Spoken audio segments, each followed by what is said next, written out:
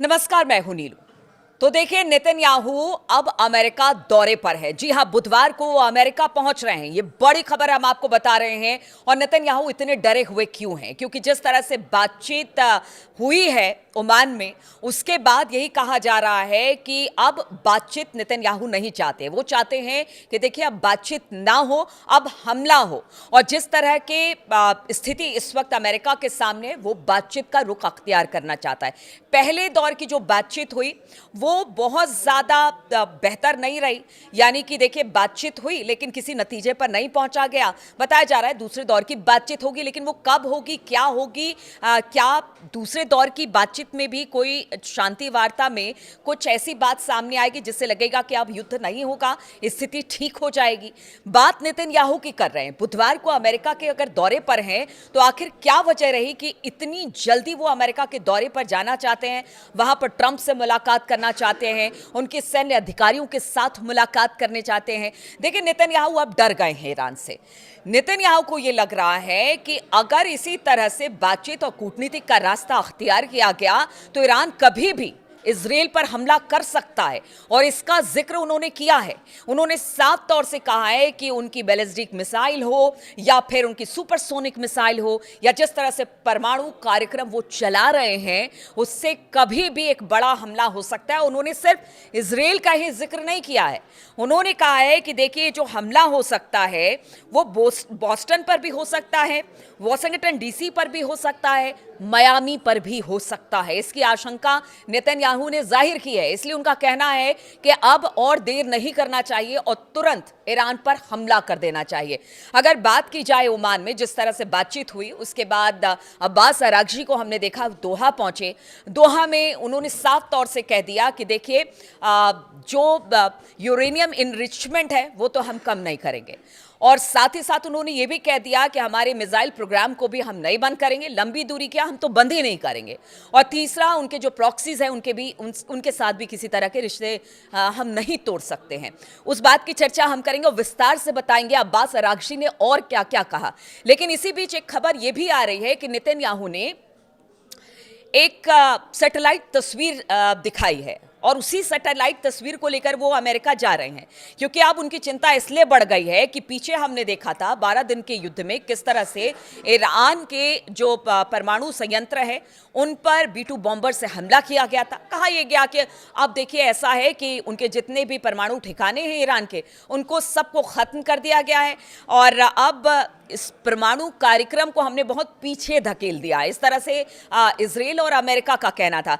लेकिन जो फैक्ट्स सामने आ रहे हैं, नेतन्याहू को डर है कि जो तस्वीरें सामने आई है उसमें वो कह रहे हैं कि हमने जो बीते 12 दिन का युद्ध हुआ उसमें करीब करीब 20 ऐसे चिन्हित ठिकाने थे जिनको अमेरिका और इजराइल ने मिलकर ध्वस्त किया था। बताया जा रहा है कि उस 20 में से करीब करीब 12 संयंत्रों में इस वक्त काम हो रहा है और बड़ी तेजी के साथ मिसाइल बनाए जा रहे हैं, जिस तरह से नेतन्याहू का दावा है इस सैटेलाइट पिक्चर को लेकर। बात वो कर रहे हैं कि देखिए, सहरूत जो साइड है उनकी, सहरूत में इस वक्त जबरदस्त तरीके से मिसाइलें बनाई जा रही हैं और इन मिसाइलों में बताया जा रहा है कि बैलिस्टिक मिसाइल है, सुपरसोनिक है, परमाणु मिसाइलों तक को बनाया जा रहा है। वहीं अगर फोर्डो की बात की जाए तो बताया जा रहा है नेतन्याहू की तरफ से, और ऐसा कहना भी है, जो जानकार बताते हैं कि देखिए, यहाँ पर करीब करीब 60% तक यूरेनियम इनरिचमेंट का काम हो गया है ईरान की तरफ से और वो कभी भी परमाणु परीक्षण कर सकता है। इस बात का खतरा भी अब नेतन्याहू को है। यानी वो चाहते हैं कि इससे पहले कि ईरान हमला करे इजराइल के लिए, इजराइल को वो खतरा, इजराइल पर अब खतरा बता रहे हैं ईरान को लेकर, वो चाहते हैं कि उससे पहले ही हमला हो जाए। और यहां तक नेतन्याहू ने कह दिया है कि अगर अमेरिका हमला नहीं करता तो फिर हम अपनी सुरक्षा के लिए हमला करेंगे। तो जो ट्रंप बात कह रहे थे कि देखिए, बातचीत से बीच का रास्ता, क्योंकि देखिए तुर्की जो है वो अमेरिका के साथ है और इधर अगर सऊदी अरेबिया की बात की जाए तो वो इजराइल के साथ है और ये दोनों चाहते हैं कि हमला हो, लेकिन अमेरिका जो है वो पहल नहीं करना चाहता है, कूटनीतिक की बात करना चाहता है। अब अगर बात की जाए जिस तरह से स्टीव विटकॉफ पहुंचे थे, कुशनर पहुंचे थे बातचीत के लिए, और कुछ दिन पहले ये तस्वीर भी आई थी कि किस तरह से अब्राहम लिंकन पर वो जब पहुंचे, अपने लोगों से बातचीत की, तो उन्होंने एक्स पर एक ट्वीट भी इससे लेकर किया था कि देखिए हम बातचीत का रास्ता अख्तियार करना चाहते हैं और बातचीत के जरिए ही समाधान ढूंढना चाहते हैं। तो क्या अब अमेरिका को भी लगने लगा है कि स्थिति अमेरिका के लिए भी ठीक नहीं है? इस वक्त खुद ट्रंप अभी मिड टर्म चुनाव में जाने वाले हैं, उससे पहले वो नहीं चाहते कि किसी तरह का हमला हो, लेकिन नेतन्याहू की बेसब्री इतनी ज्यादा है, उनको इतना डर सताने लगा है कि अब वो कह रहे हैं कि नहीं हमला किया जाए। इधर अगर अब्बास अरागची की बात की जाए तो उन्होंने साफ तौर से कहा कि देखिए अब तक जो महाशक्ति बनकर घूम रहा था इजराइल, और गजा पर जो उन्होंने किया है, गजा में इतने लोगों की जेनोसाइड की है उन लोगों ने, और जब ईरान के अंदर अगर प्रदर्शनकारी सड़कों पर उतरते हैं, अमन शांति खराब करने की कोशिश करते हैं, हम उसको लेकर अगर रोकते हैं तो फिर अमेरिका और इजराइल खड़ा हो जाता है कि देखिए ये कैसे कर सकते हैं, लेकिन आप जो गजा में कर रहे हैं उसका क्या। उन्होंने साफ तौर से कहा कि वो गजा और फिलिस्तीनियों के साथ हैं, वो उनके साथ हमेशा खड़े रहेंगे, क्योंकि जिस तरह की जो एक इंटरनेशनल लॉ कहता है, क्या वो लॉ कुछ ही देशों पर अप्लाई होता है? क्या वो अमेरिका या इजराइल जैसे देशों पर लागू नहीं होता? यानी स्पष्ट कर दी है ईरान ने अपनी स्थिति कि अब जो भी होगा उसका जवाब दिया जाएगा। और देखिए जून में जिस तरह से हमला हुआ बीते साल, उसके बाद से लेकर अब तक आप समझिए कितनी जल्दी ईरान ने इन सब बातों को समझा है कि अब चुपचाप रहकर काम नहीं चलेगा। अगर इनसे लड़ना है, यानी अमेरिका और इजराइल से लड़ना है, तो आपको अपनी शक्ति को बढ़ाना होगा। और पीछे हमने देखा कि ईरान के जो आर्मी चीफ थे या फिर जो एयरफोर्स के चीफ हैं, उन्होंने साफ तौर से कहा है कि इस बार तो हमला, एयरफोर्स भी अपनी पूरी भागीदारी, और एयरफोर्स पूरी तरह से तैयार है। देखिए पीछे जब हमला किया गया था 12 दिन के युद्ध में, तो एयरफोर्स वहां पर नहीं था, मिसाइलें दागी जरूर गई थी, इससे इजराइल को भी नुकसान हुआ था, लेकिन वहां पर एयरफोर्स का जिक्र नहीं किया गया था। आप ये समझिए एयरफोर्स का जिक्र क्यों हो रहा है। जानकार ये बताते हैं कि क्या कहीं ऐसा तो नहीं है कि ईरान के एयरफोर्स में कुछ ऐसे विमान जुड़ गए हैं जो नेक्स्ट जेन के हैं, जिससे बहुत ज़्यादा तबाही आ सकती है। इसलिए जो एयरफोर्स के सेना प्रमुख हैं वो कह रहे हैं, या फिर आर्मी चीफ जो है वो कह रहे हैं कि इस बार एयरफोर्स भी अपनी पूरी भूमिका निभाने वाला है। यानी आप देखिए कि मिसाइल तो एक बड़ा संकट था ही इजराइल के लिए भी और अमेरिका के लिए भी, और दूसरी तरफ अगर बात की जाए तो अब एयरफोर्स और आर्मी चीफ भी कर रहे हैं कि हमारी भी भूमिका अहम रहने वाली है, एयरफोर्स खास तौर पर। तो बीते दिनों जब हमने वीडियो बनाया था उसमें कहा था कि कुछ जहाज आ रही है रूस से, कुछ जहाज आ रही है चीन से, या फिर नॉर्थ कोरिया से कुछ जहाज आ रही है। तो क्या इसके मायने यही थे कि अब ईरान को इतना सबल और इतना ताकतवर बना दिया जाए कि अब वो किसी से भी लड़ सकता है?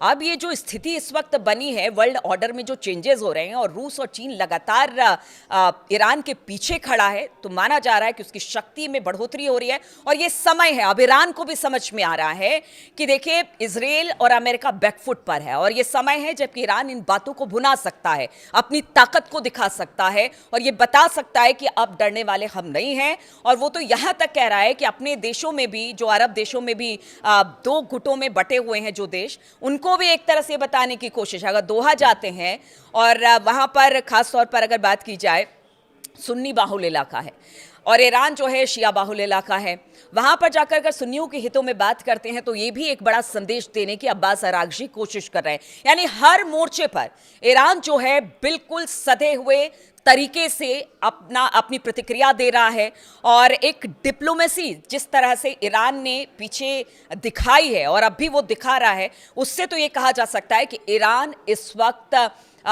अपनी बात मनवाने में सही साबित हो रहा है और कहीं ना कहीं नेतन्याहू को पीछे धकेल रहा है। अगर बात की जाए अभी कुछ दिन पहले ही, देखिए हमने आपको बताया था कि जिस तरह से नेतन्याहू ने कहा था कि जब जनवरी में एक बार ट्रंप हमला करने वाले थे, अमेरिका हमला, तो उन्होंने कहा कि नहीं अभी मत करिए। उनको लग रहा था कि शायद अंदर खाने इतना ज़्यादा विरोध ईरान में हो रहा है और जो वहां पर स्थितियां बनी हैं, शायद वहां पर खामनेई साहब को अपदस्थ कर दिया जाए, यानी हमें हथियार उठाने की जरूरत ही ना पड़े और वहां पर आंतरिक कलह इतनी ज्यादा हो जाए कि वहां पर खुद ही खामनेई साहब को मतलब वहां की जनता ही उन्हें हटा दे। लेकिन ऐसा कुछ नहीं हुआ, अब सब कुछ नॉर्मल है। अब ईरान बिल्कुल सामने से बैटिंग कर रहा है, लेकिन इस बीच नेतन्याहू के लिए चिंता इसी बात की है कि क्या वो अपने आप को बचा पाएंगे। जब वो कहते हैं कि उनकी मिसाइलें हमारे लोगों तक पहुंच रही है, तो क्या वो अपने आप को बचा पाएंगे। अब देखिए, बात ये हो रही है कि जितनी जगह पर जो परमाणु इस वक्त कार्यक्रम चल रहे हैं, ईरान कभी भी ये परमाणु जो कार्यक्रम उसके थे और वो अपने कार्यक्रम को आगे बढ़ा सकता है। यूरेनियम उसके पास अच्छा खासा है, इस बात का भी डर है। लेकिन वो एक तरह से जानकार बताते हैं कि अमेरिका के साथ अगर वो परमाणु कार्यक्रम पर बातचीत कर रहा है तो ये भी बताने की कोशिश कर रहा है कि देखिए, हमने ऐसा कुछ नहीं किया है और ठीक है, आपकी बात को हम मान लेंगे। अब अब्बास अरागची का वो बयान भी आपको बता देते हैं कि किस तरह से उन्होंने बयान दिया है। ईरान ने अमेरिका की सैन्य धमकियों और नए प्रतिबंधों के बावजूद यूरेनियम इनरिचमेंट प्रोग्राम पर झुकने से इनकार कर दिया है। ईरान के विदेश मंत्री अब्बास अरागची ने रविवार को जोर देकर कहा कि तेहरान कभी भी अपने यूरेनियम संवर्धन को नहीं छोड़ेगा। तेहरान में एक पब्लिक फोरम में बोलते हुए अरागची ने कहा कि तेहरान अपनी परमाणु नीति बदलने के लिए किसी दबाव में नहीं आएगा। आप देखिए कि लगातार आगे से इस वक्त ईरान सबको धमकी दे रहा है। धमकी क्या दे रहा है? बहुत दिनों से वो ये बात कह रहा है कि एक गलती और ये जो अमेरिका है और इजराइल के लिए बड़ी गलती मानी जाएगी। समाचार एजेंसी है AFP, उसके अनुसार अरागची ने बताया कि ईरान को अमेरिका पर बहुत कम भरोसा है और ये बार बार, चाहे वो अली खामनेई साहब हो या फिर विदेश मंत्री हो वहां के, वो लगातार ये कहते रहे हैं कि हमें अमेरिका पे भरोसा नहीं है। अरागची की ये टिप्पणी ऐसे समय में आई है जब ईरान और अमेरिका सालों बाद ओमान में उनकी मुलाकात हुई, बातचीत हुई। अरागची ने परमाणु वार्ता पर अमेरिका की गंभीरता को लेकर भी सवाल उठाया और कहा कि तेहरान इस बातचीत के बारे में चीन और रूस से सलाह ले रहा है। अब देखिए, दो ऐसे देश हैं जिसने कि इतना मजबूत ईरान को कर दिया है कि अब जो भी कदम ईरान उठाएगा वो चीन और रूस से सलाह लेने के बाद भी उठाएगा और इस बात को बिल्कुल क्लियर कर दिया गया है। अंतर्राष्ट्रीय मीडिया की मौजूदगी में लोगों को संबोधित करते हुए अरागची ने बिल्कुल साफ किया कि यूरेनियम इनरिचमेंट तेहरान के लिए एक नॉन नेगोशिएबल मुद्दा है। उन्होंने कहा कि हम इनरिचमेंट पर इतना जोर क्यों देते हैं और इसे छोड़ने से मना क्यों करते हैं, भले ही हम पर युद्ध थोप दिया जाए। ईरानी विदेश मंत्री ने कहा कि किसी को भी हमारा व्यवहार तय करने का अधिकार नहीं है। अरब सागर में America aircraft carrier USS Abraham Lincoln की मौजूदगी का जिक्र करते हुए उन्होंने कहा कि हम उनकी मिलिट्री तैनाती से डरते नहीं हैं। अरागची ने कहा कि ईरान को वॉशिंगटन पर बहुत कम भरोसा है और सवाल उठाया कि वॉशिंगटन कूटनीति के लिए प्रतिबद्ध है। ईरानी विदेश मंत्री ने इस बात पर जोर दिया कि तेहरान किसी भी ऐसे समझौते पर सहमत नहीं होगा जो उनकी आजादी को कमजोर करे। अमेरिका और ईरान सालों के बाद पिछले शुक्रवार को ओमान में बैठे, बातचीत हुई। बैठक के बाद ईरान के विदेश मंत्री अब्बास अरागची और ट्रंप के विशेष दूत स्टीव विटकॉफ, जेरेड कुशनर शामिल हुए। दोनों पक्षों ने बातचीत को अच्छा बताया, लेकिन ठीक उसके 2-3 घंटे के बाद एक नया सैंक्शन लगा दिया गया अमेरिका की तरफ से। ट्रंप ने कार्यकारी आदेश पर हस्ताक्षर किए जिसमें उन देशों पर नए टैरिफ लगाने की बात कही जो कि ईरान के साथ व्यापार जारी रखते हैं। वॉशिंगटन ने ईरान से तेल निर्यात से जुड़ी शिपिंग फर्मों और जहाजों पर भी अतिरिक्त प्रतिबंध लगा दिया। तो देखिए, अब आप कितना भी प्रतिबंध लगाए, अब ईरान तैयार है और ईरान तैयार है, इसीलिए इजराइल और नेतन्याहू इस वक्त चिंता में है। और ये भी कहा जा रहा है कि देखिए, चूंकि अमेरिका ने कहा है कि वो किसी युद्ध में नहीं कूदेगा, तो एक बार फिर से यही स्ट्रेटेजी तैयार की गई है कि इजराइल हमला करे और फिर यह कहा जाए कि ईरान ने पलटवार किया तो अमेरिका इजराइल के साथ आया।